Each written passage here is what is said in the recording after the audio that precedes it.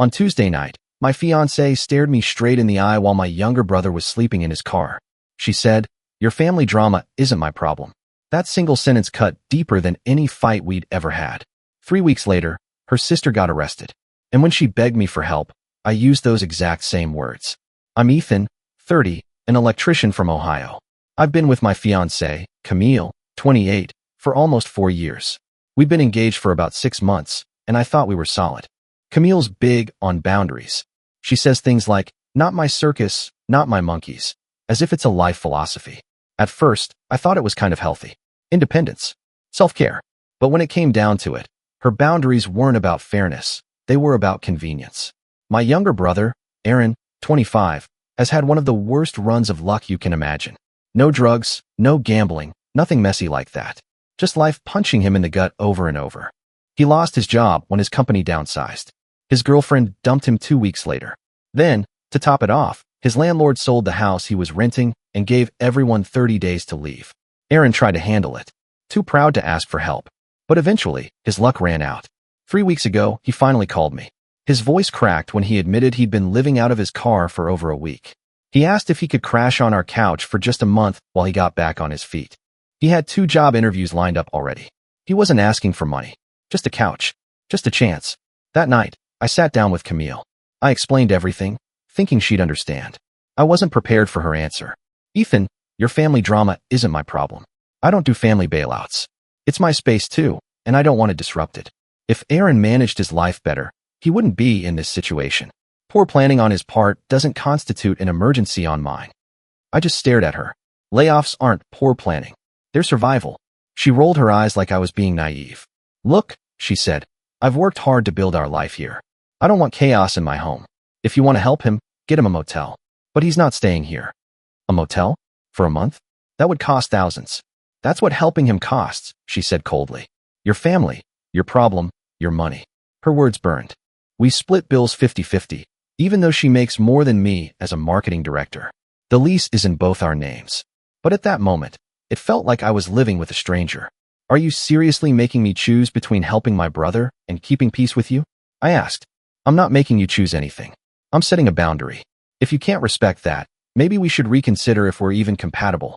That one hit like a gut punch, threatening the entire engagement over my homeless brother. I kept my voice steady. "You're right. My family isn't your problem." She smiled, kissed my cheek, and said, "I knew you'd understand. That's why I love you. You're so rational." The next day, I called Aaron back. There was no way I was letting my baby brother sleep another night in his car. I booked him into an extended stay motel for 2 weeks out of my own savings. $1,400 gone in an instant. I helped him move his stuff, bought him groceries, even lent him some decent clothes for his interviews. Camille found out when she glanced at my banking app on my phone. "You paid for a motel? Seriously?" I just shrugged. "My family. My problem. My money. Just like you said." She dropped it, clearly annoyed, but didn't push further. And you know what? It worked. Aaron landed one of those jobs the very next week. He started working and moved in temporarily with a coworker until he could afford his own place. He was climbing back up, step by step. That should have been the end of it. But then Camille's world came crashing down. Last Tuesday, at 2 in the morning, her phone lit up. Call after call from her older sister, Danielle, 32. Camille finally answered, and I could hear Danielle sobbing through the speaker. She'd been arrested. Not just a DUI, but she'd hit a parked car and tried to drive away. Witnesses called the cops. Danielle was in jail. Camille jumped out of bed, throwing on jeans and grabbing her keys. "Ethan, we have to go. We need to bail her out." I stayed under the covers. Yes, we. She needs help." I sat up, looked her dead in the eye, and said the words I'd been holding onto since that night with Aaron. "Your family drama isn't my problem, Camille." Her face twisted like I'd just slapped her. "Are you serious right now?" "Dead serious." Camille froze at the edge of the bed, one sneaker half on. Her mouth hung open like she couldn't believe I'd just thrown her own words back in her face. "Ethan, this is different. She's in jail. And Aaron was homeless." I shot back. "But you told me to figure it out on my own. I'm respecting your boundary. Her mistake isn't my emergency." She glared at me, shaking. "You're unbelievable. My sister is in a cell, and you're going to sit there and gloat?" I stayed calm. Not gloating. Just consistent. Camille stormed out, slamming the door. Hours later, she stumbled back in, eyes red and exhausted. She'd bailed Danielle out. Turns out the bail was set at $15,000. Camille had to scrape together $1,500 for the bondsman with her own card. She didn't even look at me when she dropped her purse on the table. For 3 days, she iced me out with pure silent treatment. No words, no touches, no eye contact. But I was sleeping like a baby. Because for once, I wasn't bending myself backward to keep the peace. Then Thursday night came. Camille walked into the kitchen, all sweetness and light. She made my favorite dinner. Opened a bottle of wine. For a second, I thought she might actually be apologizing. Babe, she started softly. We need to talk about Danielle's situation. I knew where this was going. Your family. Your problem. Remember? Her face twitched. This isn't a game, Ethan. She could go to prison. She needs a good lawyer. A DUI with property damage and leaving the scene? That's serious. Public defender isn't going to cut it. She needs at least 10 grand. I raised my glass. Then she should hire one. Or maybe start a GoFundMe. Camille slammed her fork down, rattling the plates. I can't afford this by myself. I leaned back in my chair. Not my circus. Not my monkeys. Right? Her hands shook with fury. You are cruel. You're using my words against me. No. I'm living by your rules. That's what you told me to do. The fight escalated fast. She accused me of being manipulative, of holding grudges, of not caring about her family. I pulled out my phone and hit play. She went pale. It was a voice memo of her exact words about Aaron. Your family drama isn't my problem. Her voice, crystal clear. You recorded me, she gasped. Yeah. After you threatened our engagement, if I let my brother crash on our couch. Figured it might come in handy. She lunged for the phone, but I pulled it back. Her eyes burned with a mix of rage and fear. The very next day, my phone rang. Camille's parents, Richard and Elaine, calling together. They'd always been kind to me, treated me like family. Ethan, Richard said, his voice tight. We heard you're refusing to help Danielle. Is that true? I didn't sugarcoat it. I'm respecting Camille's boundaries. Family drama stays with that family. Elaine jumped in sharp. But you're engaged. That makes you family. Danielle needs support. I let out a humorless laugh. Funny, because 3 weeks ago, when my brother was living in his car, Camille told me he wasn't her problem. She even threatened to end our relationship if I helped him by letting him stay with us. Silence. Dead, heavy silence. Then Richard said quietly, we didn't know that. Ask her, I said simply. And I hung up. When Camille got home that evening, her face was twisted with fury. You told my parents about Aaron? You're trying to turn them against me. I told them the truth. If the truth makes you look bad, that's not my problem either. She screamed, called me heartless, then grabbed her purse and stormed out again. But that wasn't the end of it. Not even close. Because the next day, Danielle herself showed up at our apartment. She looked rough, dark circles under her eyes, hands trembling, makeup smeared like she hadn't slept in days. Ethan, please, she begged, standing in my doorway. I know Camille was wrong about Aaron, but I'm desperate. If I don't get a lawyer, I could lose everything. I folded my arms. You should have thought about that before driving drunk. It was one mistake, she cried. One mistake that's going to ruin my life. You're really going to hold a grudge over this? I shook my head. Not a grudge. Consistency. She started sobbing, loud and messy. That's when Camille came out of the bedroom, wrapped her arms around her sister, and glared daggers at me. You're heartless. I looked her dead in the eye. No, I'm exactly as heartless as you were 3 weeks ago. Same words, same energy. Just applied fairly this time. Danielle stormed out. Camille packed a bag right after her. I'm staying with my parents until you stop this insanity, she spat. Take your time, I said calmly. But remember, rent's due next week. Your half is $1,100. She slammed the door so hard the frame shook. But the storm was just starting. That night, Camille's cousin created a family group chat. Suddenly my phone was blowing up with texts from her uncles, aunts, cousins, everyone weighing in on Danielle's legal mess. Some said everyone needed to chip in. Others said Danielle made her bed. And then, the bomb dropped. Camille's cousin Mark, who apparently had a memory like steel, wrote, Didn't Camille just refuse to help Ethan's brother when he was homeless? Why should we help Danielle? The chat exploded. Aunts calling Camille selfish. Uncles saying she only cared when it benefited her. Screenshots of her boundaries speech were circulating. And just like that, the mask started to crack.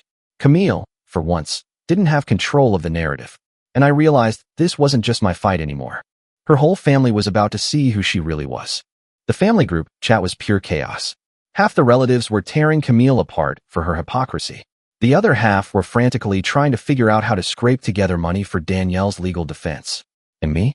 I was sitting on the couch with popcorn, watching Camille's carefully curated image collapse in real time. It didn't take long before Camille burst back into the apartment, phone in hand, fuming. "What did you say to my family?" she demanded. "Nothing," I said coolly. "Your cousin Mark did all the heavy lifting." "You're turning everyone against me," she screeched. I tilted my head. "I didn't have to. You did that when you told me my homeless brother wasn't your problem, but expected me to drop everything for your drunk driving sister." She was trembling with rage. "Stop bringing up Aaron. Stop being a hypocrite," I shot back. That's when things went from messy to catastrophic. Danielle, desperate and spiraling, decided to take matters into her own hands.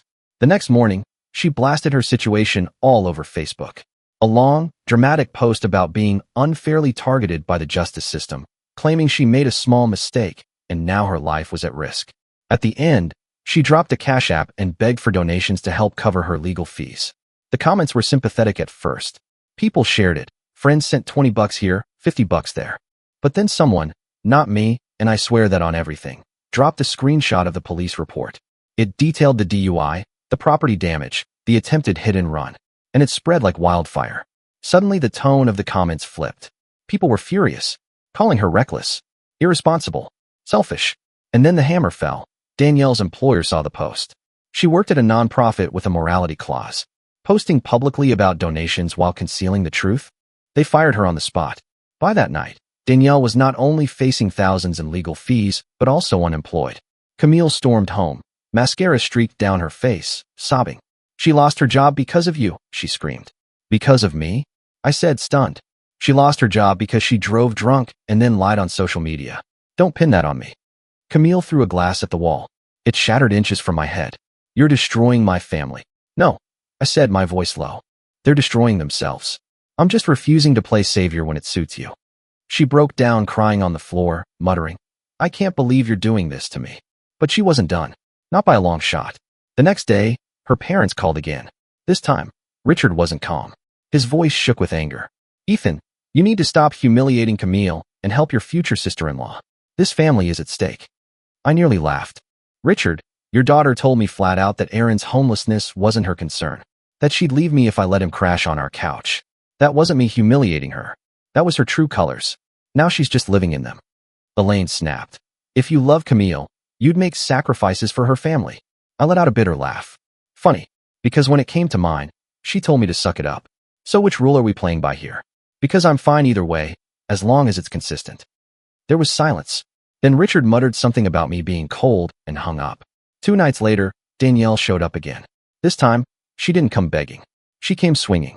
She pounded on my door until I opened it. Her eyes were wild, like she hadn't slept in days. "You ruined my life," she hissed. "I didn't ruin anything," I said evenly. "You chose to drink and drive." She stepped closer, voice rising. "You could have helped me. You could have made this go away. Instead, you stood there, smug, waiting for me to fail." Camille was right behind her, crying and shouting, "Stop, Danielle, please." But Danielle wasn't stopping. She shoved me in the chest. "You think you're better than us? You think you can judge me?" I didn't shove back, just stared her down. "I don't need to judge you. The court system is already doing that." Her face twisted with fury. "If you don't help me, I swear I'll make your life miserable. I'll tell everyone what kind of monster you are." Camille gasped, grabbing her sister's arm. But I was done playing nice. I pulled out my phone, hit record, and said clearly, "Danielle, are you threatening me right now?" She froze, eyes flicking to the glowing red dot on the screen. Camille panicked. "Turn it off, Ethan. You're escalating this." I held the phone steady. "No, I'm protecting myself. Because apparently in this family, the truth only matters when it's convenient." Danielle's face went pale. Without another word, she spun around and stormed out, slamming the door so hard the picture frames rattled. Camille turned on me instantly. "Why would you do that? Why would you humiliate her like that?" "Humiliate her?" I said, almost laughing. "She came here threatening me. I protected myself. You want to talk about humiliation? Maybe you should ask your sister why she keeps digging herself deeper." Camille's lip trembled. "You're tearing this family apart." I looked her dead in the eye. "No, Camille. Your family's tearing itself apart. And I'm just the only one not getting dragged down with it." That night, she packed another bag. But instead of just leaving, she gave me an ultimatum. "Either you help Danielle, or we're done." I stared at her for a long moment. Then, to her horror, I laughed. "Camille, we were done the moment you told me my brother sleeping in his car wasn't your problem. Everything after that, Just me watching you choke on your own rules. Her face crumpled. She stormed out for good this time. But the fallout was only just beginning. Because the next morning, Danielle made her most reckless move yet. She decided if her family wouldn't pay, she'd drag all of us down with her. The morning after Camille's ultimatum, I woke up to a flood of notifications. At first, I thought maybe my brother Aaron had sent me a funny meme thread, but no, my phone was blowing up for a darker reason. Danielle had gone nuclear. She'd written a massive, self-pitying Facebook post tagging Camille, me, and half her extended family. It was full of half-truths and outright lies. She painted herself as the tragic victim of a heartless fiancé who refused to support the woman he claims to love. According to her, I was controlling, manipulative, and financially abusive because I wouldn't hand over thousands for her legal defense. The comments section lit up like a bonfire. Friends of hers, people who didn't know the real story, were piling on. Words like trash, cold-blooded, monster. Someone even commented, "Why is Camille marrying this guy?" But here's where it got insane. One of Danielle's friends decided to be a hero and shared the post in a local Facebook community group. Overnight, it spread. Now strangers who had never met me were commenting about how men like me are dangerous and how Camille should run before it's too late. Camille saw it too. Instead of shutting it down, she leaned into it. She texted me one smug line. "People finally see who you are." I stared at that text for a long time. Then I opened the voice memo app, scrolled to the recording of her boundaries speech about Aaron, and hit send. Straight into the group chat with her family. Within minutes, Richard, her dad, called me. His voice was low, tired. "Ethan, she really said that about your brother?" "Yes," I replied. "And now she wants me to bankrupt myself for hers. That's the truth you're not seeing on Facebook." He sighed heavily. "I don't agree with how she's handling this. Or Danielle. But airing it online, this is spiraling out of control." No kidding. Because by noon, Danielle's post had backfired. Someone, again, not me, dropped a screenshot of the actual police report in the comments. The details were brutal. The DUI, the smashed parked car, the attempted getaway. Suddenly, the narrative shifted. People weren't calling me a monster anymore. They were calling her reckless. The donations she'd started getting? They dried up instantly. Worse, angry strangers began roasting her for playing the victim after endangering lives. That's when Camille called me, panicked. "You need to help me fix this. Danielle is spiraling, my parents are furious, and people are saying horrible things about us." "Not us," I corrected coldly. "Her. And you. I'm not in this circus." Her voice cracked. "Ethan, please. If you don't step in, she could lose everything." She already lost her job because she lied online. That wasn't me. That was her. Silence. Then she hung up on me. I thought maybe that was the end of it. But life wasn't done with me yet. That night, I got a call from my boss. He sounded uneasy. "Ethan, I just want to give you a heads up. Someone emailed the company today. Said you've been involved in abusive behavior toward your fiancée and her family. Sent screenshots of Danielle's post. HR flagged it. We know you, but corporate has to look into it." I almost dropped the phone. Danielle hadn't just tried to ruin me in her family's eyes. She'd tried to destroy my career. I explained everything, even sent the recordings I had as proof. My boss listened, then sighed. "I believe you, man. But HR is HR. Just stay calm." That night, I sat on the couch shaking with fury. Camille wanted me to make sacrifices for her family? Well, her family was actively trying to burn my life down. And then, the twist I never saw coming hit. The next morning, Aaron knocked on my door with an envelope in his hand. "You're not going to believe this," he said, dropping it on the table. It was a letter from an attorney. Danielle wasn't just trashing me online. She was threatening to sue me, claiming I'd intentionally interfered with her ability to secure financial support by defaming her. Aaron whistled low. "She's out of her mind, man. But if she files this, you'll have to deal with it." I laughed bitterly. She drove drunk into a parked car, lied on social media, and now she's blaming me for her downfall. Incredible. But as much as I tried to brush it off, a pit of dread grew in my stomach. Because lawsuits, even bogus ones, cost money to defend. And suddenly, the nightmare was no longer just Camille's circus. Danielle was dragging me into the ring. That night, I poured myself a drink, staring at the letter. And I realized something chilling. This wasn't about justice. It wasn't even about money. It was about control. Camille and Danielle had lost their grip on me, and now they were trying to force it back through fear and chaos. The next move had to be mine, and it had to be devastating. I stared at that attorney's letter for hours, the paper heavy in my hands. Danielle threatening to sue me was so absurd, it almost felt comical. But I knew better. Even a bogus claim could drain time, money, and sanity. And that was exactly her plan.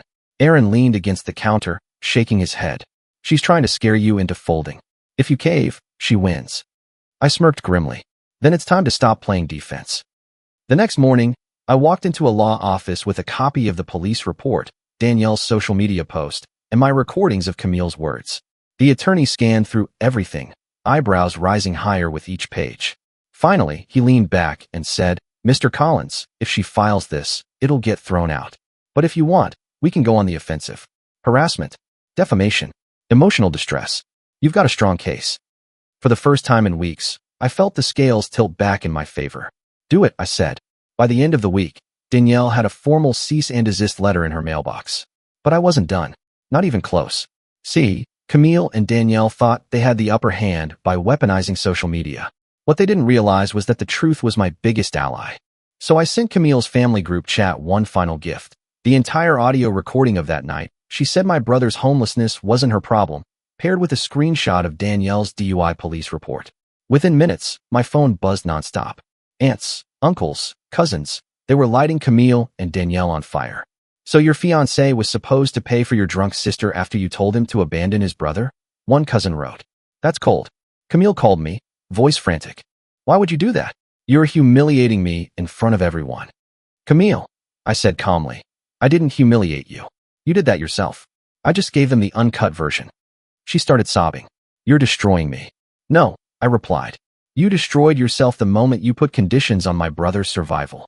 The fallout was immediate. Camille's father, Richard, called again, this time apologizing. Ethan, we didn't realize how bad it was. Danielle's choices are her own. We can't keep enabling her. And Camille, well, she made her bed too. His voice cracked. I'm sorry you got dragged into this. I hung up feeling lighter than I had in months. But Danielle wasn't finished. 2 nights later, she showed up again, pounding on my door. When I opened it, she looked feral. You think you won? She shrieked. You think you can humiliate me and get away with it? Danielle, I said calmly, you should leave before you make this worse. She shoved a crumpled envelope into my chest. Another letter. This time, it wasn't a lawsuit. It was a bill, over $5,000 in restitution and court fines. This is your fault, she spat. If you'd helped me, none of this would have happened. I held it up between 2 fingers. No, Danielle. If you hadn't driven drunk, none of this would have happened. Don't blame me for your crash. She screamed in my face, but before she could spiral further, Aaron stepped out from behind me. Back off, Danielle, he said firmly. You've taken enough from my brother. You're not taking any more. For the first time, I saw Danielle falter. She glared, cursed under her breath, and stormed off into the night. And then came the real twist. A week later, my attorney called. You're going to like this, he said. Danielle's social media antics? They've opened her up to liability. And because she tried to involve your employer, we can add damages for attempted interference with employment. We could push this and make her pay. I sat there stunned. After weeks of feeling cornered, suddenly the power was in my hands. That night, Camille texted me out of the blue. We can still fix this. Please don't ruin my sister's life. We can start over. I laughed out loud. Start over? After everything? I typed back one line. Camille, I'm not ruining your sister's life. She did that herself. I'm just refusing to clean up the mess. Then I blocked her number. Aaron raised a glass of beer to me across the table. To consistency, he said with a grin. I clinked my glass with his. To never being someone's doormat again. But I knew deep down this wasn't the end. Danielle was cornered, Camille was desperate, and people like that don't go quietly. Something told me the final explosion was still coming, and it was going to be unforgettable. I thought Danielle would simmer down after the cease and desist. I was wrong. 1 week later, she lit the final fuse. At 3 in the morning, my phone buzzed nonstop. Calls, texts, notifications. My buddy from work sent me a link. Danielle had gone live on Facebook. She was sobbing into her camera, ranting about how her evil almost brother-in-law abandoned her, ruined her job, and turned her family against her. She waved around her court papers like proof of her victimhood, spinning a wild tale where I was the villain. And then, the unpredictable twist, she dragged Camille into it. On livestream, Danielle shouted, my sister was trapped in that apartment with him. He's controlling, abusive, recording her without consent. He destroyed both our lives. It exploded online. Hundreds of people tuned in. Strangers demanded Camille get safe. Others trashed me without knowing a single fact. For a split second, my stomach dropped. I could see my career, my reputation, my entire life teetering on the edge of destruction because of her lies. But fate had a funny way of leveling the field. Because 10 minutes into her live rant, Danielle's phone buzzed. She read something off screen, went pale, and panicked. She fumbled to end the live stream, but too late. Viewers had already screen recorded everything. The message she'd received? A comment from her own cousin linking the audio recording. Camille's voice crystal clear. Your family drama isn't my problem. And right under it, the police report showing Danielle's DUI. The hypocrisy hit like a nuclear bomb. Viewers flipped instantly. Comments poured in. So he's the bad guy for following your rules. Girl, you literally committed a crime. You deserve every consequence. Danielle tried deleting the video. Too late. It was everywhere. By morning, her meltdown was circulating on TikTok, Reddit, even Twitter. Memes. Parodies. People roasting her in comment sections. Camille called me, voice shaking. Please take it down. You're destroying us. I stayed calm. I didn't post anything. That was your sister. She set her own fire. I just refused to burn with her. She started crying. We can fix this. I'll do anything. I said quietly. Camille, the moment you looked me in the eye and told me Aaron sleeping in his car wasn't your problem, we were finished. Everything since then, just proving I made the right call. There was silence on the line. Then a broken whisper. I loved you. I hung up. 2 weeks later, Danielle pled guilty. 6 months license suspension. Community service. Thousands in fines. And because of her viral meltdown, no one would hire her. She ended up back at her parents' house, unemployed and bitter. Camille moved in too. Her once perfect image was shredded. At family gatherings, whispers followed her. Friends dropped away. Even her parents, exhausted, stopped defending her. And me? I was free. Aaron moved in as my roommate. He nailed his job, kept the apartment clean, and thanked me every week for having his back. My boss pulled me aside one day and said, "We're glad you stood your ground." Not everyone would have had the spine. Life was quieter, simpler, and better. The last message I ever got from Camille was a single line. You ruined everything out of revenge. I didn't respond. I didn't need to. Because I knew the truth. I hadn't ruined anything. I'd simply handed her the mirror. She destroyed herself when she chose hypocrisy over compassion. And I walked away with my head high, my brother safe, and my peace intact. That's the end of today's story.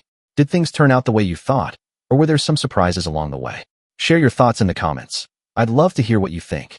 If you enjoyed this journey, don't forget to hit the like button. And if you haven't joined the community yet, now's the perfect time.